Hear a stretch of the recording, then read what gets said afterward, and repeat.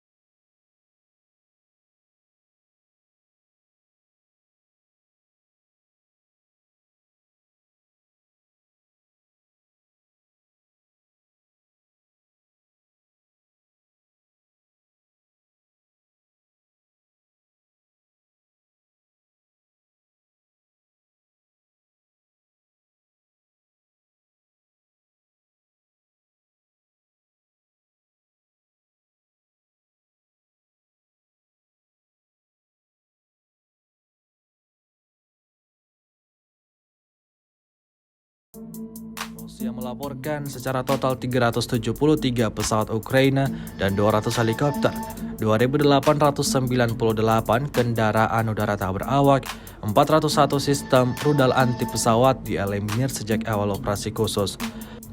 Sementara itu dari kubu Kiev, Kementerian Pertahanan Ukraina melaporkan 820 tentara Rusia dieliminir dalam sehari terakhir.